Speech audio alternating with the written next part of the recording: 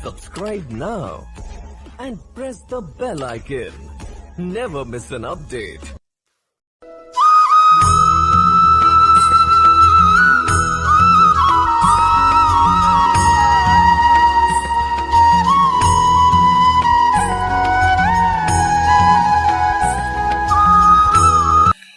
पुण्यात्माओं, आपने आज तक अध्यात्म ज्ञान जो है वो अध खबड़ा सा सुन रखा है। कहीं का सिर कहीं की चोटी, इस तरह का ज्ञान आपको सुना है। यथार्थ ज्ञान, तत्व ज्ञान अब सुनने को मिलेगा। संपूर्ण कथाएं कैसे हैं। मीराबाई बचपन से ही परमात्मा में बहुत ज्यादा आस्था रखती थी और ठाकुर समाज में उनका जन्म था। ठाकुर लोग अपनी बहन बेटियों को, बहुओं को पर्दे में रखते थे, घर से बाहर नहीं जाने देते थे, अपनी इज्जत समझते थे और स्वयं सारा काम करते थे। गोबर आप डाल काते, पशुओं का बाहर, पानी खुद भरा करते, पर अपनी बहन बेटी बहुओं को वो घर से बाहर नहीं जाने देते थे। वो अपनी इतनी इंसल्ट समझते थे और अगर कोई गलती कर देती थी, लड़की किसी कारण से बाहर चली जाती तो उसको खत्म कर देते थे। यहाँ तक उनका एक ऐसा ट्रेंड बना हुआ था। तो उस समाज में मीराबाई का जन्म हुआ और काल ऐसा ही करता है। जो पिछला संस्कारी हंस होता उसको ऐसे किले में फिट कर देगा कि वो भक्ति या तो करे नहीं, और करेगा तो उसको उपलब्ध नहीं होने देंगे। तो मीराबाई की माता बहुत धार्मिक थी और घर पे ही अपने श्री कृष्ण जी की वह पूजा करा करती थी। और मीराबाई ने बचपन से ही, जैसा भी सुनते हैं, तो उसी मास्था बन गई, श्री कृष्ण जी को अपना मालिक मान लिया। फिर उसका कुछ समय के बाद विवाह करने लगे तो उसकी माँ ने अपनी माँ से कहा कि माँ, मैं दो बार ब्याह नहीं कराती, मैंने विवाह कर लिया श्री कृष्ण जी से। फिर भी जैसे तैसे उसको जबरदस्ती करके उसका ब्याह कर दिया। तो 4-5 वर्ष ब्याह के उपरांत उसका पति राजा था और घर में बड़ा था। उसका एक देवर था। तो उसके पति की 4 वर्ष विवाह के 4-5 वर्ष के बाद मृत्यु हो जाती है। जब वो उसका पति था, राजा था, और मीराबाई ने अपने पति से कह दिया था कि मैं भक्ति करूंगी, भक्ति से ना रोकना मुझे। वो अच्छी आत्मा, नर्म आत्मा का था। उसने कहा मैं बिल्कुल नहीं रोकूंगा। तो उसने, मीराबाई ने कहा कि मैं मंदिर में जाया करूंगी। उसके पति ने नौकरानी साथ भेजनी शुरू कर दी कि आप जा सकती हैं, और लेकिन पर्दे में जाओगी और नौकरानी तेरे साथ जाएंगे, नो ऑब्जेक्शन। तो इतना रास्ता परमात्मा ने दया कर उसका खोल दिया। कुछ दिनों के बाद क्या होता है, उसके पति की मृत्यु होगी। छोटा भाई उसका राजा बन गया, यानी उसका देवर। अब पहले तो उसने कोशिश की कि तू मंदिर में मत जा। पहले तो भाई था सिर पे, तेरा पति था, दुनिया की जुबान बंद थी। अब जाएगी तो तुझे पता नहीं लोग क्या क्या कहेंगे। वो नहीं मानी। उसने भी संतोष किया कि चलो ये पहले भी जा ही रही थी और औरतें साथ जाती हैं। जो जन मेरी शरण है ताका हूं मैं दास, और गेल गेल लाग्या फिरूं जब तक धरती आकाश। पुण्यात्मा, इस दास को परमात्मा के विधान का बहुत सारा ज्ञान हो गया। कंप्लीट तो नहीं कह सकते क्योंकि कंप्लीट तो भगवान ही जानते हैं। फिर भी इस दास को इतना ज्ञान अवश्य दे दिया है कि आपका काम खूब चला दूंगा और सही रास्ता बता दूंगा। अब जो भक्ति का समय अब है, ये कंप्लीट कोर्स यानी संपूर्ण साधना आपको प्राप्त होगी, हो चुकी है और हो रही है। योग्य होते जाओगे सभी साधनाएं आपको प्राप्त होती चली जाएगी। और जिन्होंने मर्यादा निभाई अंतिम सांस तक, तो वो सीधे सतलोक जाएंगे आपके, और फिर कभी मृत्यु नहीं होगी। आपके बच्चे भी फिर आपके साथ साथ वही आकर ये परिवार ज्यों का त्यों वहां रूप धारण कर लेगा। वहां वृद्ध अवस्था नहीं और मृत्यु नहीं और कोई काम नहीं, कोई अभाव नहीं किसी वस्तु का। ये हजारों वर्षों तक चलेगा। उसके बाद फिर इसमें बहुत त्रुटियां आएंगी। और उस समय जो किसी ने 2 वर्ष, किसी ने 4 वर्ष, किसी ने 10 वर्ष भक्ति कर ली और वो सतलोक नहीं गए, तो वही आत्माएं फिर भटकती रहेंगी। कभी ऊपर जाएंगी स्वर्ग लोक में, कभी ब्रह्मलोक में, कभी पृथ्वी पर राजा बनेगी, कभी रानी बनेगी। और अपने पुण्यों को जो इस सत भक्ति से इकट्ठी हुई थी आपकी पूंजी, उसने हजारों युगों तक न्यू नाश करेगी। उन्हीं आत्माओं में से ये मीराबाई थी जो पिछले उस प्राइम टाइम में बिचलगी। और परमात्मा कहते हैं जो एक बार मेरी शरण में आ गया उसने पार करके छोड़ दूंगा, समय कितना लग जाएगा। तो एक दिन मीराबाई जिस मंदिर में जाती थी उसके रास्ते में किसी एक भगत, गरीब सा भगत था, झोंपड़ी थी, आगे काफी वृक्ष बगीचा सा था, वैसे गांव साजला। उस बगीचे से में परमात्मा कबीर जी और रविदास जी ये दोनों वहां सत्संग कर रहे। और मीराबाई देखो, भगत में एक गुण न्यारा होता है कि साधु संत या परमात्मा की चर्चा कहीं हो रही हो, वो दिखाई दे जा तो सब आकर्षित होती है। मीराबाई मंदिर से होकर के वापस आ रही थी, तब तक सत्संग शुरू हो चुका था।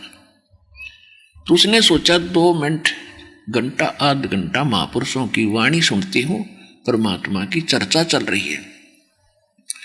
वो वहां जाकर बैठ गई।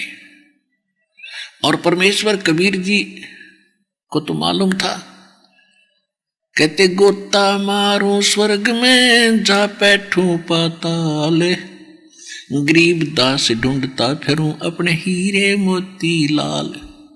तो परमात्मा उस हीरे को खोज रहा था, उसको ग्रहण करना था मीराबाई को। मीराबाई वहां पहुंची, वो कृष्ण की, श्री राम की यानी श्री विष्णु जी की पुजारिन थी। परमात्मा बता रहे थे कि तीनों देवता ब्रह्मा विष्णु महेश नासवान हैं, इनकी जन्म मृत्यु होती है। 3 देव की जो करते भक्ति, उनकी कदे ना हो वह मुक्ति। अपने आत्माओं पहली बार हमने भी ये बात सुनी थी तो चक्कर काट गया दिमाग कि कहते यू महात्मा पागल है, इसने अकल नहीं कती भी। बिना सिर पैर की बात कह रहा है कि विष्णु राम और ये नासवान है, इनकी भक्ति ठीक नहीं। तो मीराबाई का उथल पुथल होगी, लेकिन श्रद्धालु बगावत नहीं करते, दुख कितना ही हो। वो सुनती रही। सत्संग के बाद करबद्ध होकर कहा कि महाराज जी, आपने जो यह बात कही मुझे बड़ा दुख हुआ। मैं श्री कृष्ण जी की पुजारिन हूं, विष्णु जी की पुजारिन। आज तक हमने नहीं सुना भी इनसे ऊपर कोई शक्ति है और इनकी भक्ति ठीक नहीं। परमात्मा ने कहा कि बेटी, मुझे शौक नहीं झूठ बोलने का, मैंने आपसे कुछ लेना नहीं, मैं तो एक सत्संग कर रहा हूं, सच्चाई बता रहा हूं। आपको अच्छा लगता है तो ग्रहण करो, नहीं तो आपके ऊपर कोई प्रेशर नहीं, दबाव नहीं। तो वो कहने लगी, जी मैं इस बात को जानना चाहती हूं कि सचमुच ये ब्रह्मा विष्णु, क्या भगवान विष्णु से भी ऊपर कोई शक्ति है? श्री कृष्ण जी तो मेरे साथ कई बार तो प्रत्यक्ष आकर बातें करते हैं।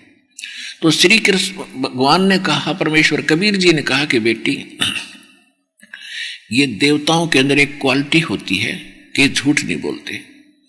तो अगर अब के तेरा दाव लगे श्री कृष्ण जी तेरे तो बात करे, या अवश्य प्रश्न पूछना कि क्या आपसे भी ऊपर कोई शक्ति है। अब उसके तरफ लगी कति कसूती और लगी फिर हृदय से पुकार करने श्री कृष्ण जी की। श्री कृष्ण जी प्रकट हुए और मीराबाई ने कहा कि महाराज मैंने आज संतों से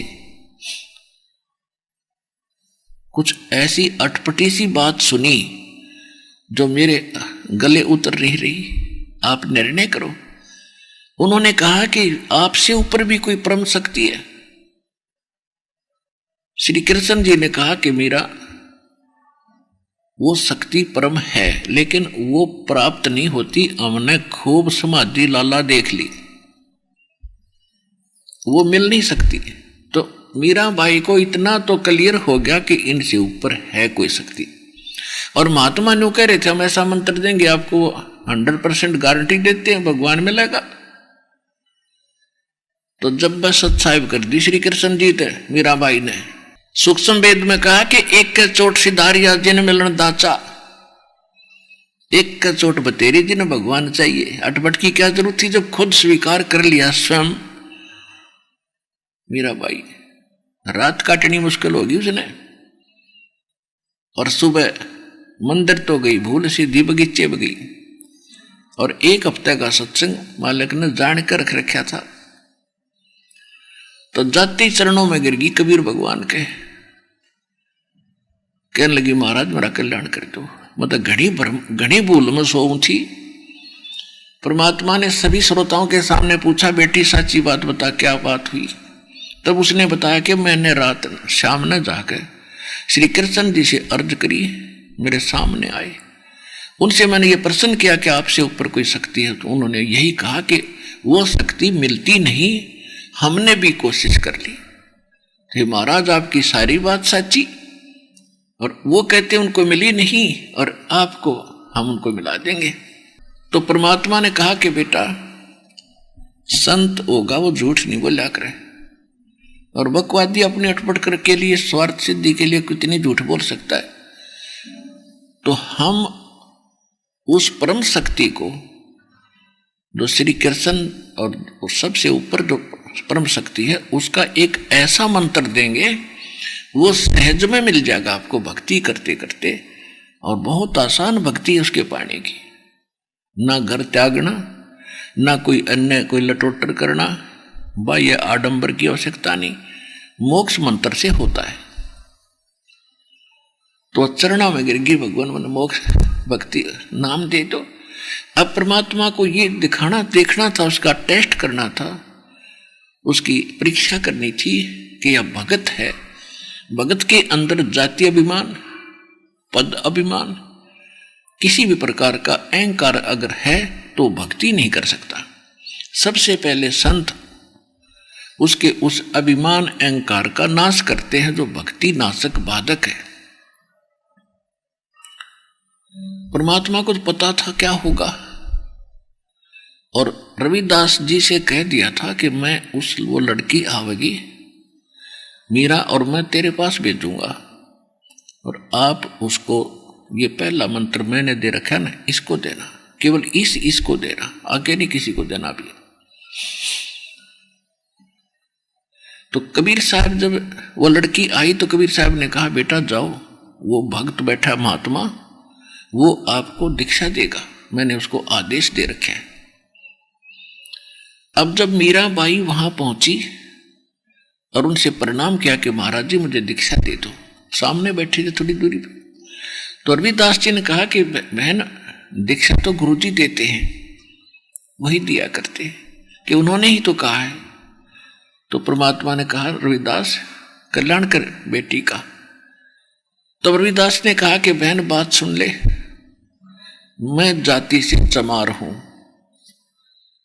और आप ठाकरों की बेटी हो, देखो समाज तुझे बहुत कुछ बुरा भला कहेगा, और बहन गुरु के प्रति अगर फिर तेरी आस्थाहीन होगी, आपके मन में दोष आ गया तो भक्ति नष्ट हो जाएगी, गुरु और शिष्य का नाता समाप्त हो जाएगा, आप सोच समझ लो।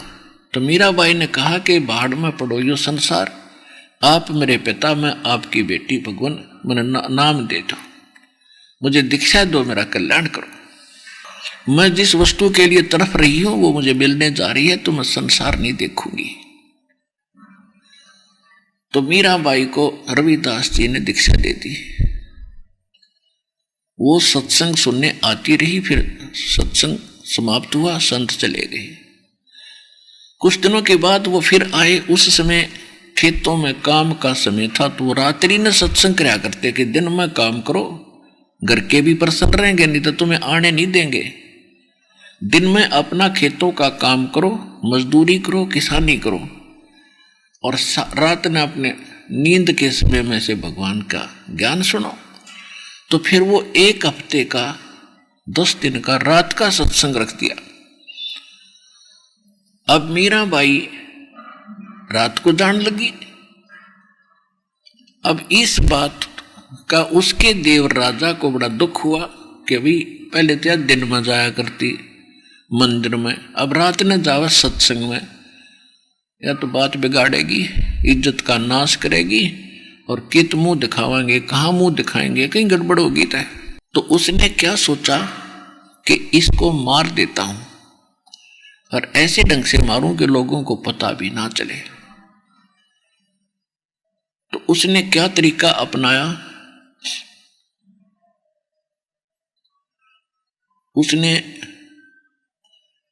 अपने लड़के का जन्मदिन मनाना चाहा और उसमें सभी रिश्तेदारों को इकट्ठा किया।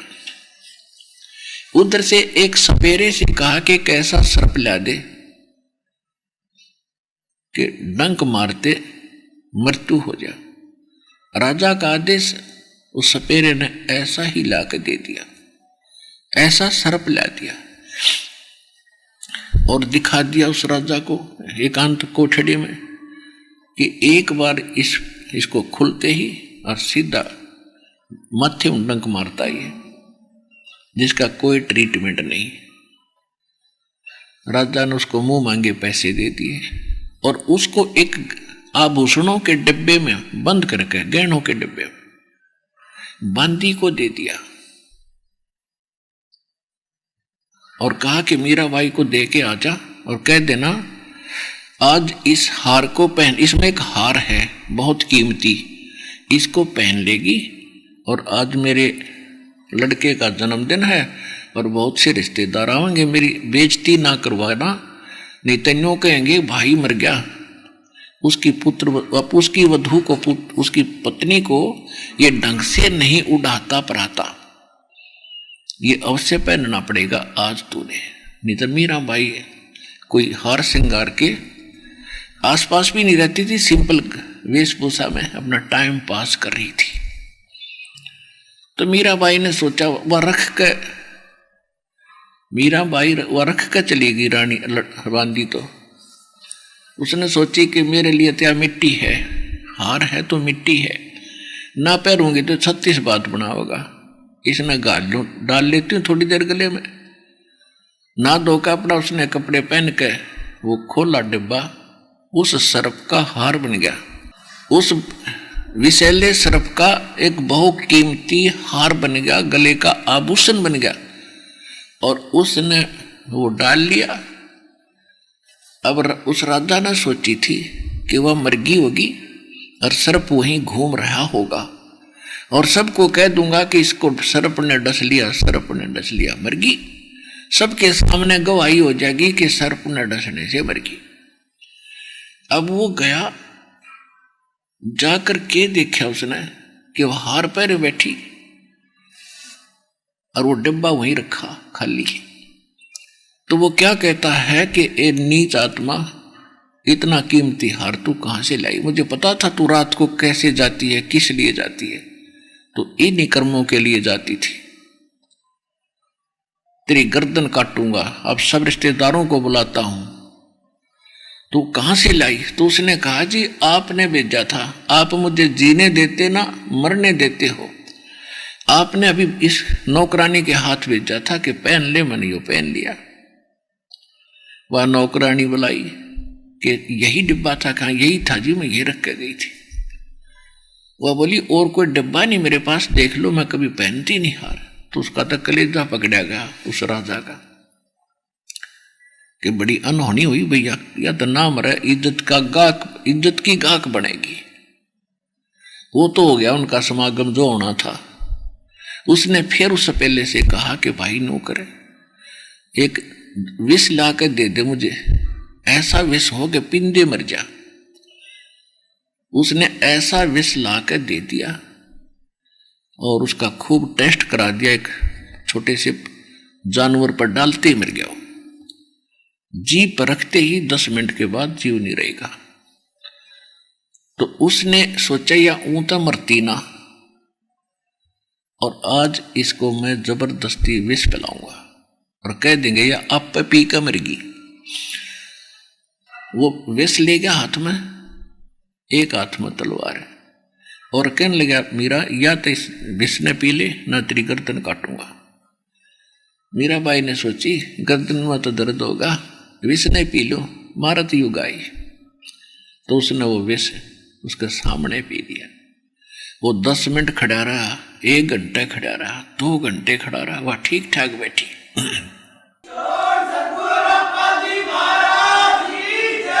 सूक्ष्म वेद में कहा है, मन तू पावेगा अपना किया रे, भोगेगा अपना किया रे। भाई मीरा बाई को मारन लागे जहर का प्याला प्यारे, मीरा बाई को मारन लागे जहर का प्याला प्यारे। पीवत ही अमृत हो लाग्या, हो गया सर्द ही यार, मन तू पावेगा अपना किया रे, भोगेगा अपना किया रे। कहा तो उस विष ने उथल पुथल मचा देनी थी हृदय में। गरीबदास जी कहते हैं कि पीवत ही अमृत बन गया और हो गया ठंडा ही यारे, हो गया सर्द ही यारे, हृदय कलेजा ठंडा हो गया उसका उस विष से। तो भक्ति में जो इतनी ताकत ना हो तो कौन बुझे भगवान ने, और कौन खोद दे उसको। अब उसने सोचा भाई ना तो या मारे तो मरती, और अब इसका क्या इलाज करूं। तो उसने मीराबाई की मां बुला ली और उससे कहा कि माता इसने समझा दो, इसने तुम्हारी इज्जत का नाश कर दिया, और दुनिया पता नहीं कि मुंह बनावे है, जगह जगह बातें चलती हैं, तो यह हमसे मेरी बर्दाश्त से बाहर की बात है, तू समझा। तो मीराबाई की मां उसको समझाने लगी, बेटी तो इस सत्संग में ना जाया करे। और देखो सारा संसार पता नहीं के बात बना रहा है, कोई 19 कहता है, कोई बुरा कहता है, कोई अच्छा कहता है। और दूसरी बात, हम ठाकर औरतें ने जिसको गुरु बना रखा वो चमार है। तब तक रविदास जी ही को वह गुरु मानती थी, फिर परमात्मा बाद में मिले थे कबीर साहब मीराबाई जब घर छोड़ कर चली गई थी। ये लंबी कथा है क्योंकि एक सत्संग में ये पूरा प्रकरण नहीं हो पाता। आज विषय दूसरा है, इसलिए थोड़ा सा हिंट अवश्य दूंगा। तो उसकी मां ने कहा, बेटी हमारी इज्जत का यो भी बट्टा लगा है, हानि है कि तू आपने एक चमार से और ठाकुर होकर उसकी शिष्या बन गई बेटी, इसमें भी हमारी इज्जत का हानि है। तो मीराबाई कहती है कि माता अब ये शिक्षा मेरे लागे को नहीं, मैं समझ चुकी हूं भगवान को, मैं जान चुकी हूं मालिक को, और इस संसार से भी परिचित हो चुकी हूं, और अपने जीवन के उद्देश्य से मैं परिचित हो चुकी हूं, अब मैं ना मानूं। उसकी मां कहती है, सत्संग में जाना मीरा छोड़ दे, सत्संग में जाना मीरा छोड़ दे, हाय मारी लोग करें तकरार, सत्संग में जाना मीरा छोड़ दे, सत्संग में जाना मेरा ना छूटरी, सत्संग में जाना मेरा ना छूटरी। हारी चाहे जड़े कमरो संसार, सत्संग में जाना मेरा ना छूटरी। थारे सत्संग के राय में ही, थारे सत्संग के राह में ही आए वहाँ पर रहते हैं काले नाग, कोई कोई नाग तन डस लेवे। आए वहाँ पर रहते हैं काले नाग, कोई कोई नाग तन डस लेवे। जब गुरु मारे मेरे करेरी, जब गुरु मारे मेरे करेरी। हारी व तो सरप गंडे वे बने जा, सत्संग में जाना मेरा ना छोटेरी। हारी व तो सरप गंडे वे बने जावे, सत्संग में जाना मेरा ना छोटेरी। थारे सत्संग के राह में ही, थारे सत्संग के राह में आए वहाँ पर रहते हैं बब्बर शेर, कोई कोई शेर तन खा लेवे। आए वहाँ पर रहते हैं बब्बर शेर, कोई कोई शेर तन खा लेवे। जब गुरु मारे मेरे करेरी, जब गुरु मारे मेरे करेरी। हारी व तो शेरों के गिदड़ बने जाव, सत्संग में जाना मेरा ना छोटेरी। हारी व तो शेरों के गिदड़ बने जावे, सत्संग में जाना मेरा ना छोटेरी। थारे सत्संग के बीच में ही आए वहाँ पर रहते हैं साधु संत, कोई कोई संत तन ले रमे। आए वहाँ पर रहते हैं साधु संत, कोई कोई संत तन ले रमे। तेरे री मन में माता पाप है री, तेरे री मन में माता पाप है री।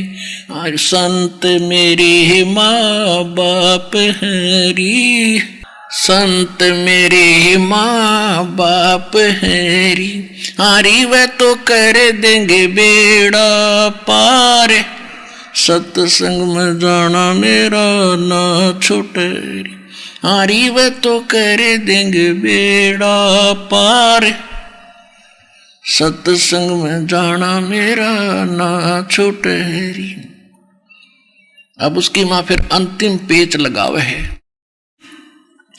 वो तो जात चमार है, वो तो जाति चमार है, इसमें हमारी आर है, इसमें हमारी हार है। तेरे री लिख माता चमार है री, तेरे लिख माता चमार है री। मेरा सिरजन हार है री, मेरा सिरजन हार है री। हारी वह तो मीरा के गुरु रविदास, सत्संग में जाना मेरा ना छोटेरी। हारी वह तो मीरा के गुरु रविदास, सत्संग में जाना मेरा ना छोटेरी। मीराबाई नहीं मानी। मीराबाई ने देखा कि अब मुझे ज्ञान पूरा हो गया, ये संसार किसी का नहीं, और यहाँ मुझे ये भक्ति करण नहीं देगा, इनकी चौधर और इनकी इज्जत। तो रात्रि के समय घर से निकल गई। अब मीराबाई पहुंच गई, जा रही थी रास्ते में एक संत एक गुफा में रहता था और उसका बहुत बोलबाला था, क्योंकि भोली जनता तो आडंबर को ज्यादा महत्व देती है। उसके विषय में क्या सुना जाता था कि सारे दिन में एक बार गुफा से आता है 1 घंटा 2 घंटे, और केवल पुरुष को मिलता है, स्त्रियों से के दर्शन नहीं करता, ना दर्शन देता। तो इस बात से हमारा समाज और ज्यादा प्रसन्न होता है कि भी महात्मा की कमाल है जब स्त्रियों को निकट नहीं आने देता। स्त्री भूतनी है, चपट जाएंगी थारे बिना अकल के आदमी बेटी के बाद। अपना आत्मा जब तक ऐसे व्यक्तियों को तो आत्मज्ञान भी नहीं, परमात्मा तो बहुत दूर है। अब जैसे पहले सांग होया करते गांवों में, उसमें पुरुष ही स्त्री का रोल करा करते, सारा साजबाज, और जवान लड़के बिल्कुल बगैर दाढ़ी मूछ के लड़कियों का स्वांग करते थे और लड़कियों के कपड़े पहनते थे। तो एक व्यक्ति, एक बच्चा दूसरे साथी के साथ प्रथम बार सांग देखने गया। उसने देखा कि एक लड़की का रोल कर रही थी, जो लड़का था वैसे तो, और वो अच्छा डांस डूंस कर रहा था, मेकअप वगैरह करके, जो कि हूबहू लड़की दिखे थी। तो साथी कह रहा था, जो नया गया था, भाई बहुत बढ़िया डांस करती है लड़की।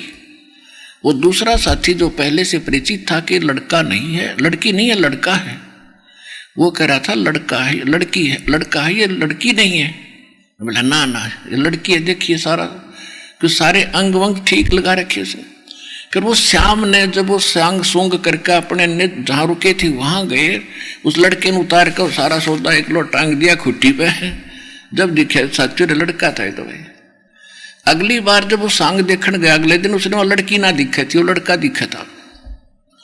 तो जब हमें आत्मज्ञान होगा तो इस कपड़े के अंदर हमने एक आत्मा दिखाई देगी जो नर है ना पुरुष है, वो एक जैसी है, तो उसको आत्मज्ञान कहते हैं। और ये परमात्मा के ज्ञान से वो मीराबाई काफी समझ चुकी थी। तो वहां जब वो गई, लोग इकट्ठे हो रहे थे, उसका बाहर निकलने का समय था उस संत का।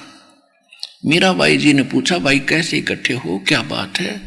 कि हम बहुत बड़े पहुंचे हुए महापुरुष हैं, उनके दर्शन करेंगे। किस में आएंगे कि अभी आने वाले हैं, पर आपको नहीं दर्शन होंगे। वो स्त्रियों को नहीं मिलते, ना दर्शन करते हैं ना देते हैं। मीराबाई बोली, भाई मैंने तो यूं सुना है कि एक पुरुष है और बाकी उसकी पत्नी है, सारी जितनी आत्मा है उसकी ही, वो सबका पति है। और भाई कोई दूसरा पति पुरुष पृथ्वी पर है तो मैं तो जरूर मिल लूंगी, मैं तो उसके लिए भटक रही हूं, मैं तो दर्शन करके जाएंगी इसके। उड़े बैठगी। तो वो जो बाहर निकला तो उन्होंने बताया, जी ऐसे ऐसे कोई बाई है भगतनी, आपके दर्शन करना चाहती है। तो उसने कहा कि नहीं नहीं, मैं स्त्रियों के दर्शन नहीं करता। फिर उस लड़की की कहानी बताई। वो न्यू कहा है कि मैं दर्शन करके जाएंगी, मैं के भूतनी हूं, उसने खा लूंगी। ऐसा क्या हो गया? विसा आदमी आदमी का उद्धार होगा, औरतों का हो ही नहीं सकता। तो उसने कहा, जी वो तो यहाँ बैठ के न्यू कहते 10-20 1 से 10 साल लग जाओ, मैं तारा बैठी रहूंगी, ना खाऊं ना पीऊं। उन्होंने सोची भाई चल बोला डगा ही से नाड़े थे। तो कहने लगी, पर मीराबाई ने उसको आंखें खोली उस मूर्ख की। कहने लगी, आप पुरुष हो और स्त्री और पुरुष में आप भेद समझते हो तो आपको आत्मज्ञान भी नहीं है। 1 घंटे प्रवचन किए जो सच सुन रखा था भगवान से। प्रथम तो तेरी साधना गलत, किसी सदग्रंथ में प्रमाण नहीं, किसी संत ने ऐसा नहीं किया। और दूसरे तेरे विचार गलत। उसी समय चरण पकड़ दिए उस माई के बहन के बहन आंख खोल दी मेरी, और अब संत की खोज करूंगा। तो उसने कहा कि संत भी मैं बताऊंगी तेरे को। अब वो तो रविदास न जाने थी। अब जब रविदास के पास वो गया, कहने लगा ना मैं तो उस बाई बाई के लिए गुरु बताया था, असली गुरु तो वो है परमात्मा।